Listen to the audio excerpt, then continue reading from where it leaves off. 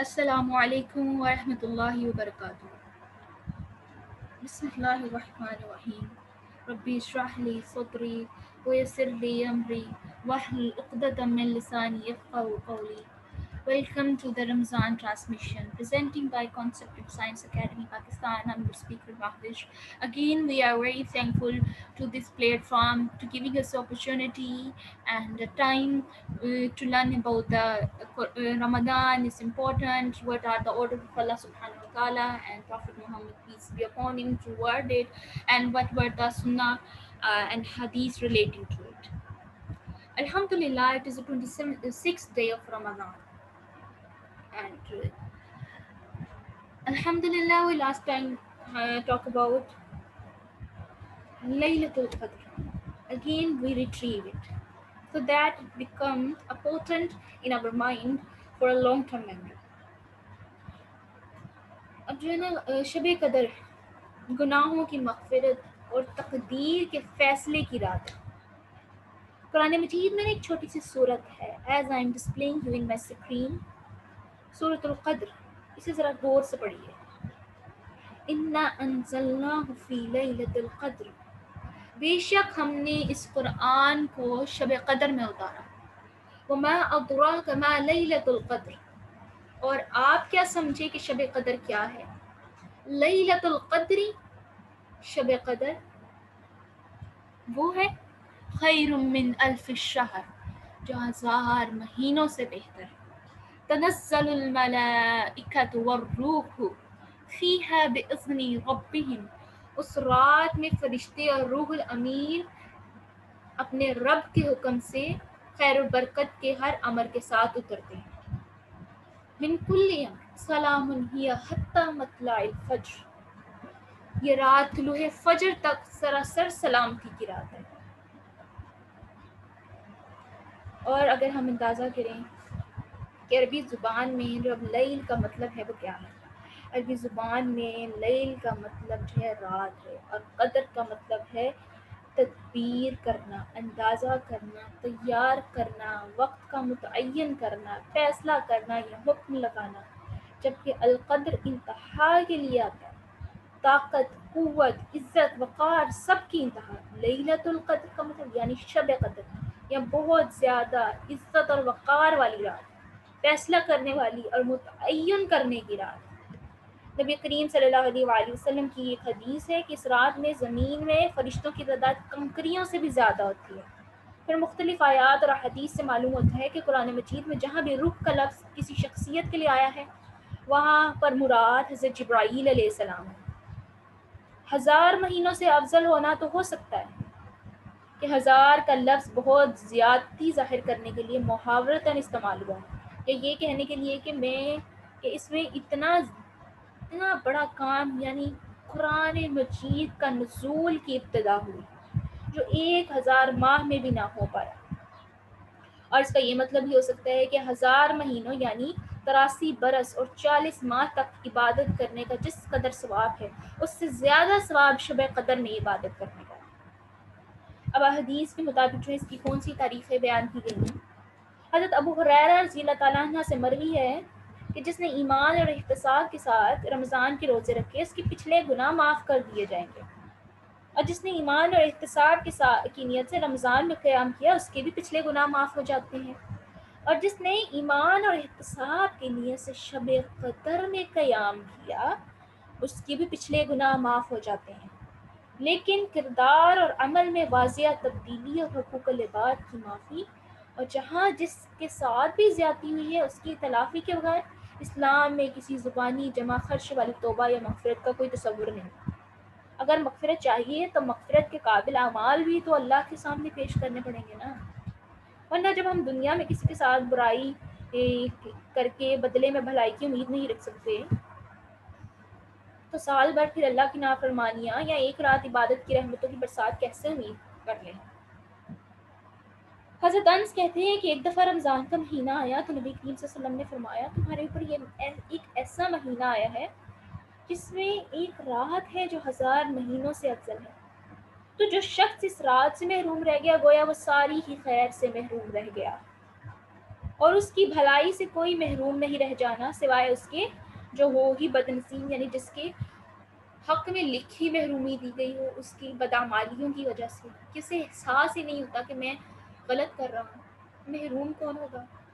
Obviously وہ person جسے احساس ہی نہیں ہے، وہ برائی کو برائی نہیں جان رہا، وہ گناہ کو گناہ نہیں کہہ رہا، وہ یہ کہہ رہا ہے کہ ہر ایک کر رہا ہے تو مجھے بھی کر لینا چاہیے، کوئی بڑی بات نہیں ہے، میں نے کون سا کوئی کسی کو مار دیا ہے، یا کسی کو مار کے وہ کہے کہ میں نے کون سا کوئی برا کر دیا، ہزاروں لوگ تو پیدا ہوتے ہیں، ہزاروں لوگ تو مر جاتے ہیں، یعنی وہ برائی کو برائی نہیں جان رہا، تو اوبویسلی ایسا پرسن ہی جو ہے محرومی پہ رہے گا نا۔ اب 7 مختلف احادیث میں شب قدر کو رمضان کے آخری عشرے کی طاق راتوں میں تلاش کرنے کا حکم ہے۔ کون کون سی ہیں؟ 21، 23، 25، 27 اور 29 رات۔ نبی کریم صلی اللہ علیہ وسلم نے جو 3 تراویح کی جماعت کروائی تھی نا، 3 تراویح کی جماعت ہم نے پہلے پڑھا کہ میں نے 3 دن لگاتار تراویح کی جماعت کروائی، اور بعد میں وہ 3 تراویح کی جو جماعت تھی نا وہ 23، 25 اور 27 میں تھی۔ اسلامی مہینوں میں نا چونکہ رات پہلے آتی ہے اور دن بعد میں آتا ہے، اور سورج غروب ہونے پر تاریخ بدل جاتی ہے، اس لیے کسی بھی تاریخ کی رات سے مراد اس دن سے فوراً آنے والی رات ہوتی ہے، یعنی 21ویں رات کی عبادت جو 20ویں روزے کی افطار کے ساتھ ہی شروع کر دینی چاہیے، اور اگلی صبح فجر کے ساتھ 21ویں رات ختم اور 21ویں روزہ شروع ہو جائے گا، اس کے افطار کے بعد 22ویں رات آ جائے گی۔ حضرت ابو سعد خدری رضی اللہ تعالیٰ عنہ کہتے ہیں کہ نبی کریم صلی اللہ علیہ وسلم نے پہلے رمضان کے پہلے عشرے میں اعتکاف کیا، پھر دوسرے میں کیا، پھر اپنے دیر کے خیمہ کیا، ٹھیک ہے، یعنی جس میں آپ صلی اللہ علیہ وسلم اعتکاف فرماتے تھے، پردہ ہٹا کر اپنا سر باہر نکال کر لوگوں سے مخاطب ہوئے، تو سب آپ صلی اللہ علیہ وسلم کے قریب آ گئے، فرمایا میں نے پہلے عشرے میں اس رات کی تلاش میں اعتکاف کیا، پھر دوسرے عشرے میں بھی اعتکاف کیا، پھر مجھے کسی نے آ کر بتایا کہ یہ تو آخری عشرے میں، یعنی کون آیا؟ حضرت جبرائیل علیہ السلام آئے اوبیسلی، لہٰذا تم میں سے جو چاہے پھر سے اعتکاف کر لے، میں نے اس اعتکاف راتوں میں دیکھا ہے، اور دیکھا کیا ہے کہ میں گیلی مٹی میں سجدہ کر رہا ہوں، چنانچہ سبھی آپ کے پیچھے آپ صلی اللہ علیہ وسلم کے ساتھ دوبارہ اعتکاف کیا۔ حضرت ابو سعد رضی اللہ تعالیٰ عنہ کہتے ہیں کہ 21ویں کو آپ صلی اللہ علیہ وسلم نے پوری رات نماز پڑھی، صبح سویرے بارش ہوئی اور مسجد کی چھت بہنے لگی، تو ہم نے دیکھا کہ نماز فجر کے بعد نبی کریم صلی اللہ علیہ وسلم کی پیشانی اور ناک پر کیچڑ کا داغ تھا۔ اسی سال کا ذکر ہے جب آپ صلی اللہ علیہ وسلم کا پورا رمضان تینوں ہی عشرے اعتکاف میں گزرے تھے۔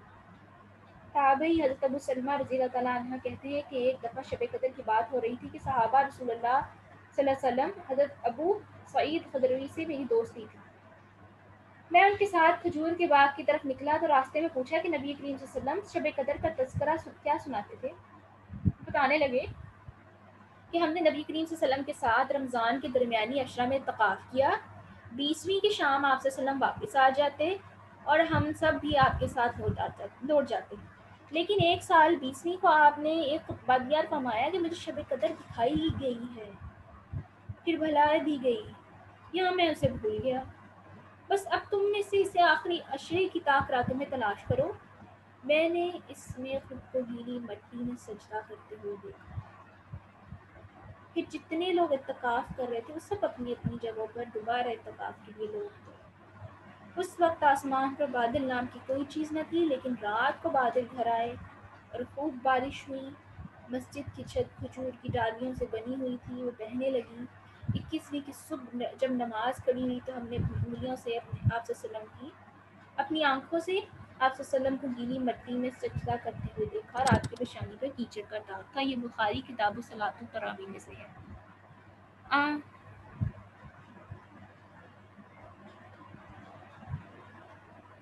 حضرت عبداللہ بن انیس رضی اللہ تعالیٰ کی حدیث میں ملتا ہے کہ 23ویں رات کو بارش ہوئی تھی اور نبی کریم صلی اللہ علیہ وسلم نے ہمیں نماز پڑھائی، آپ صلی اللہ علیہ وسلم نماز سے فارغ ہوئے تو آپ کا ناک اور پیشانی پر گیلی مٹی کا نشان تھا۔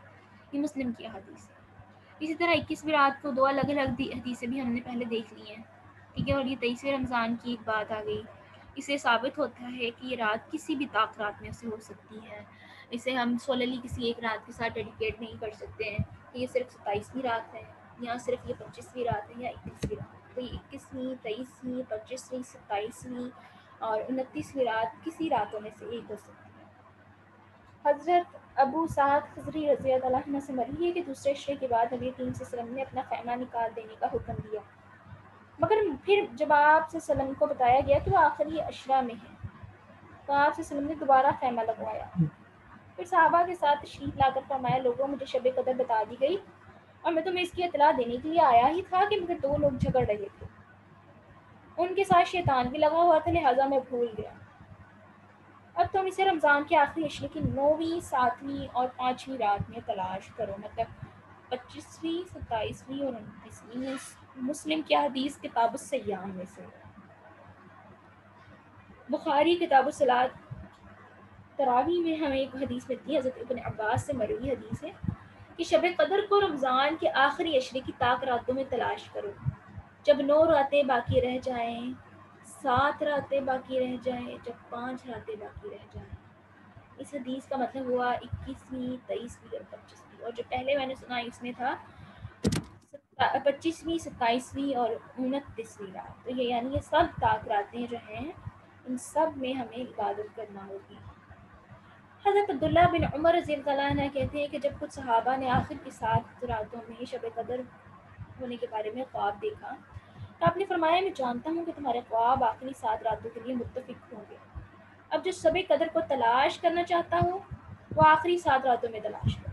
اٹس فرام آلسو بخاری کتاب الصلاۃ تراویح۔ حضرت ابن عمر رضی اللہ تعالیٰ عنہ سے روایت ہے کہ نبی کریم صلی اللہ علیہ وسلم نے فرمایا، شب قدر کو آخری عشروں میں تلاش کرو، پھر اگر کوئی تھک جائے یا کمزوری غالب آ جائے تو آخری 7 راتوں میں سستی نہ کھاؤ، ان راتوں میں سستی نہیں کھانی چاہیے، ہمیں فوراً سے فوراً ان کی طرف لپکنا چاہیے اور اس کی رات کو ہمیں پانا چاہیے۔ شب قدر کی علامات کیا ہیں؟ حضرت ابی بن قعب نے قسم کھا کر کہا تھا کہ یہ رمضان کی 27ویں رات ہے۔ اس طرح کی علامات تھی کہ جی شعائیں بلند نہیں تھیں، سورج جو تھا وہ تشت کی طرح طلوع ہوتا تھا اور بالکل ویسے ہی وہ صبح تھی۔ قرآن اسے تقدیر کے فیصلوں کی رات قرار دیتا ہے، کہ یہ وہ رات ہے جس میں ہر معاملے کا حکمیانہ فیصلہ ہمارے حکم سے صادر ہوتا ہے، اللہ سبحانہ و تعالیٰ فرما رہے ہیں۔ اور ہمیں پتہ ہے کہ ہمارے پاکستان کے لیے بھی یہ رات بہت امپورٹنٹ تھی، یہ راتیں جو تھیں وہ بہت امپورٹنٹ تھیں۔ کہ 27ویں شب کو رمضان المبارک کی 14 اگست 1947 کو پاکستان آزاد ہوا تھا۔ سورہ الرعد میں اللہ سبحانہ و تعالیٰ فرماتے ہیں، اللہ کسی قوم کی حالت اس وقت تک نہیں بدلتا جب تک وہ خود اپنی حالت بدلنے کی کوشش نہ کرے۔ تو مسلمانوں نے اس مہینے میں بہت تگودو کی اس وقت کے، تو انہوں نے آخر کار اپنا ملک آزاد کروا ہی لیا۔ اور اسی طرح اگر ہم بھی تگودو کریں اپنے گناہوں کو بخشوانے کی، نیک اعمالوں کی، استغفار کی، ذکر کی، دعاؤں کی، تو کیوں کرنا ہم سے بات۔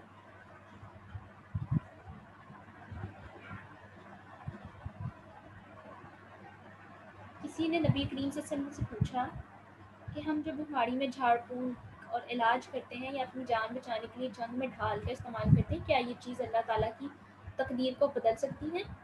فرمایا یہ بھی تو تقدیر ہی اس میں سے ہے۔ ایک دفعہ آپ نے فرمایا کہ جان لو کہ جو کچھ تمہیں نہ مل سکا وہ تمہیں کبھی بھی نہیں ملنے والا تھا، اور جو تمہیں مل گیا وہ کبھی بھی تم سے رہ نہ سکتا۔ بہت سی چیزیں ہیں جسے اللہ تعالیٰ نے ہمارے لیے لکھا ہے، اور اگر ہم دعائیں مانگیں گے میری مصیبت وہ اس سے دور ہو جائے، کیونکہ دعا تقدیر کو بدل دیتی ہے۔ تو اس رات کو پالیں اور اس رات میں خوب عبادت کریں اور اپنے لیے دعائیں مانگیں، اور کیا پتہ آپ کی دعائیں اس تقدیر میں لکھ دی جائیں۔ اب نبی کریم صلی اللہ علیہ وسلم شب قدر میں پڑھا کیا کرتے تھے؟ حضرت عائشہ نے ایک دفعہ سوال کیا، یا رسول اللہ صلی اللہ علیہ وسلم اگر مجھے معلوم ہو جائے کہ شب قدر ہے تو اس میں کیا پڑھا کروں؟ آپ نے فرمایا پڑھا کرو، اللہم انک عفو تحب العفو فاعف عنی، یا اللہ معاف کرنے والے کو پسند کرتے ہیں، میرے گناہوں کو بھی معاف کر دیجیے۔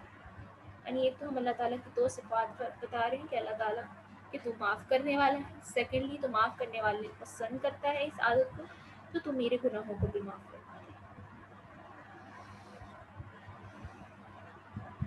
شب قدر کے لیے نبی کریم صلی اللہ علیہ وسلم نے اس کے علاوہ اور کوئی دعا نہیں سکھائی، لیکن اس کے علاوہ ہم اور بھی استغفار کی دعائیں پڑھ سکتے ہیں، جیسے کہ لا الہ الا انت سبحانک انی کنت من الظالمین۔ As we know that this is a dua of Hazrat یونس علیہ السلام، جب انہوں نے پڑھی تھی تو مچھلی کے پیٹ سے باہر آ گئی تھی۔ سورۃ الصافات کی آیت، سورۃ الصافات میں ان کا ذکر آتا ہے، اور یہ آیت تھی سورۃ الانبیاء آیت نمبر 87۔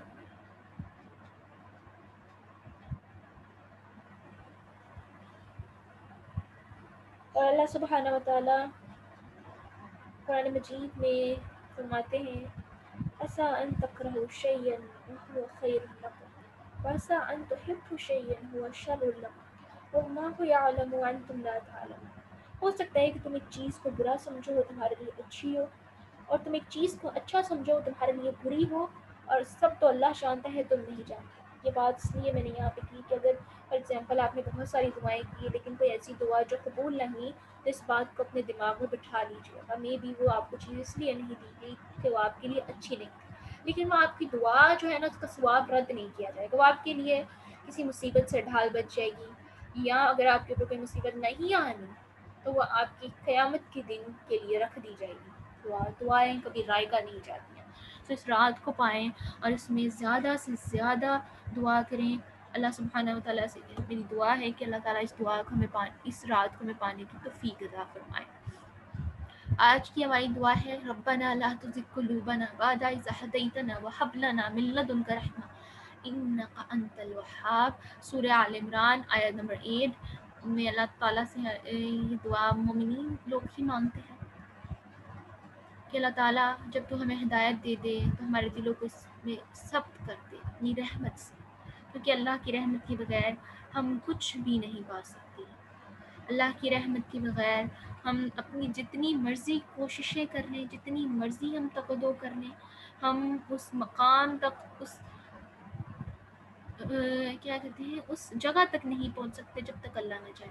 تو ہمیں ہر طرح کی مدد جو ہے اللہ تعالیٰ سے ہی مانگنی چاہیے کہ اللہ تعالیٰ جو تو نے ہمیں رمضان کے مہینے میں عبادات کرنے کی توفیق عطا فرمائی، اب ہماری دعا ہے کہ اس پہ ہم ثابت رہیں، جس طرح ہم نے یہاں پہ روزوں کی پابندی کی، جس طرح ہم نے یہاں پہ نمازوں کی پابندی کی، نیک اعمال کی پابندی کی، جھوٹ غیبت چغلی ہر طرح کے فواہشات اور شہوات سے دور رہے، اسی طرح ہمیں آئندہ آنے والے پورے سال میں بھی رکھے۔ وآخر الدعوانا الحمد للہ رب العالمین۔ السلام علیکم ورحمۃ اللہ وبرکاتہ۔